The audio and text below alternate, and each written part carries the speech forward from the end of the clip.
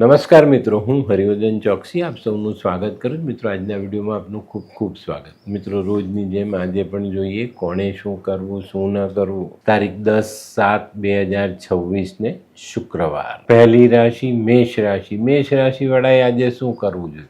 મેષ રાશિવાળાએ આજે કંદમૂળનું દાન કરવું જોઈએ અને કોઈ ગરીબ વિધવા સ્ત્રીને પૈસાની મદદ કરજો. શું નથી કરવાનું? આજે અચાનક કોઈ યાત્રા કરવી પડે તો એ યાત્રા આજે ન કરવી. આજના સહાયક દેવ માં લક્ષ્મી. વૃષભ રાશિવાળાએ આજે શું કરવું જોઈએ? વૃષભ રાશિવાળાએ આજે માતા પિતાના આશીર્વાદ લઈને દિવસની શરૂઆત કરવી જોઈએ અને આજે જીવનસાથીનું સન્માન જાળવી રાખજો. શું નથી કરવાનું? મિત્રો, જીવનસાથી સાથે આજે જુઠ્ઠાણું નહીં ચલાવતા. આજના સહાયક દેવ લક્ષ્મીનારાયણ ભગવાન. મિથુન રાશિવાળાએ આજે શું કરવું જોઈએ? મિથુન રાશિવાળાએ આજે દહીં અને ખડી સાકર આ બે વસ્તુ માં લક્ષ્મીના મંદિરે દાન કરવી જોઈએ અને માં લક્ષ્મીની આરાધના કરવી જોઈએ. શું નથી કરવાનું? મિત્રો, આજે કોઈ પણ પ્રકારની ખોટી જીદ કરવી નહીં.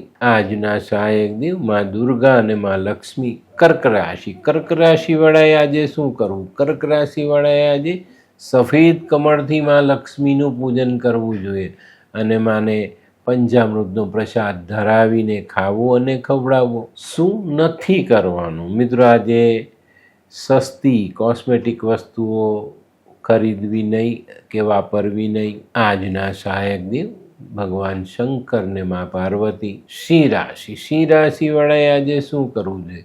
સિંહ રાશિવાળાએ આજે માં લક્ષ્મીની આરાધના કરવી જોઈએ, માં લક્ષ્મીનું પૂજન કરવું જોઈએ. માતા લક્ષ્મીનો કોઈ મંત્ર મંદિરમાં બેસીને જપવો જોઈએ અને એ જો ન આવડે તો ચંડીપાઠનું વાંચન અવશ્ય કરજો. શું નથી કરવાનું? મિત્રો, આજે ખોટો ગુસ્સો કરવો નહીં.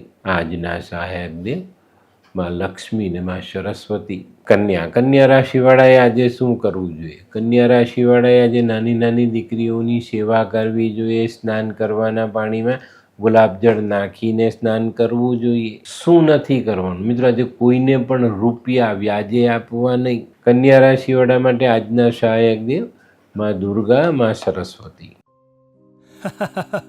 આ કેવા ન્યૂઝ છાપે છે આ લોકો ધરતી. હા, શું હસ્યા કરો છો? આખો દિવસ પેપર વાંચો છો. તમને કઈ ચિંતા થાય છે કે નહીં? દુનિયાની ચિંતા હું શું કામ કરું? ગાંડો છું? લોકોની નહીં, આપણી દીકરીની ચિંતા. તેનું ગોઠવાતું નથી.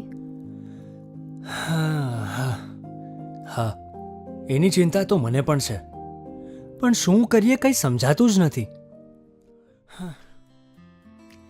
મમ્મી, પપ્પા. અરે મમ્મી, તમને ગમતા સમાચાર આપું. અરે શું? પપ્પા, હવે તમે મારી ચિંતા કરવાનું છોડી દો. કેમ? મારી પેલી ફ્રેન્ડ હતી ને, જે લગ્ન માટે છોકરો શોધતી હતી પણ તેને યોગ્ય પાત્ર મળતું ન હતું. કોણ? પેલી નીલમ? હા, નીલમ. તેને માત્ર 3 જ મહિનામાં પોતાના માટે સુંદર, સુશીલ અને સંસ્કારી પાત્ર મળી ગયું. શું વાત કરે છે સોનુ? હા મમ્મી, એણે લાલ કિતાબ બનાવીને પોતાની જિંદગી બદલી નાખી. લાલ કિતાબ? હા પપ્પા, લાલ કિતાબ. તો ચાલો આપણે પણ બનાવીએ લાલ કિતાબ. શું તમારા સંતાન માટે યોગ્ય જીવનસાથી શોધી શકાય? હા, જો તમે તમારી કુંડળીનો અભ્યાસ કરી કુંડળીના ગ્રહોને બળવાન બનાવવા લાલ કિતાબના યોગ્ય ઉપાય યોગ્ય રીતે કરો છો તો તમારા સંતાનો માટે યોગ્ય જીવનસાથી મેળવી જ શકાય છે. તો ચાલો બનાવીએ પોતાના સંતાનોની લાલ કિતાબ. તુલા રાશિવાળાએ આજે શું કરવું? તુલા રાશિવાળાએ આજે કોઈ નવું કામ શરૂ કરવું હોય તો તે કરી શકાય. અને મિત્રો, આજે ઘરના વડીલોની તબિયતનું ધ્યાન અવશ્ય રાખજો. શું નથી કરવાનું? મિત્રો, આજે કોઈ ત્રીજા વ્યક્તિના કામમાં દખલગીરી કરવી નહીં. આજના સહાયક દેવ લક્ષ્મીનારાયણ ભગવાન. વૃશ્ચિક રાશિવાળાએ આજે શું કરવું જોઈએ? વૃશ્ચિક રાશિવાળાએ આજે તુલસી સમક્ષ દીવો કરવો જોઈએ અને કપૂરનું દાન કરવું જોઈએ મંદિરમાં. શું નથી કરવાનું? મિત્રો, આજે જૂની સંપત્તિ વેચવી નહીં. આજના સહાયક દેવ હનુમાનજી. ધનરાશિવાળાએ આજે શું કરવું જોઈએ? ધનરાશિવાળાએ આજે લક્ષ્મીનારાયણ ભગવાનના દર્શન કરવા જોઈએ, ભગવાનની આરાધના કરવી જોઈએ, અને કોઈ ગરીબ દંપતીને ચોખાનું દાન આપવું જોઈએ.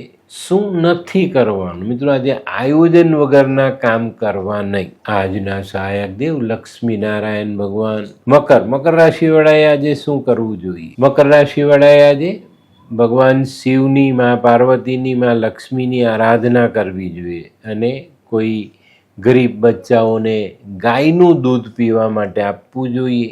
શું નથી કરવાનું મિત્રો? આજે કોઈની પણ બુરાઈ નહીં કરતા. આજના સહાયક દેવ ભગવાન શનિ અને મા લક્ષ્મી. કુંભ રાશિ વાળાએ આજે શું કરવું છે? કુંભ રાશિ વાળાએ આજે સફેદ કોટન કપડામાં બાસમતી જેવા ચોખા બાંધીને દાન કરવું જોઈએ.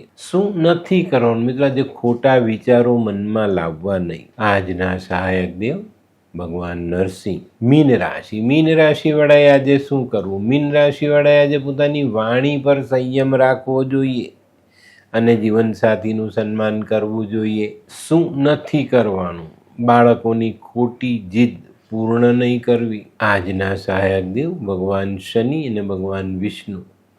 તો મિત્રો, આ તો તમારા માટે આજના દિવસે કોણે શું કરવું, શું ન કરવું તેનું જ્ઞાન. તો આજનો વિડીયો તમને ગમ્યો તો લાઈક કરો, શેર કરો, યુટ્યુબ જોનારા શેર કરે અને સબસ્ક્રાઈબ કરે. હું રિયોદન ચોકસી આપ સૌની રજા લઉં. ફરી મળીએ નવા વિડીયોમાં નવી જાણકારી સાથે. તો ચાલો બદલીએ જિંદગી. નમસ્તે.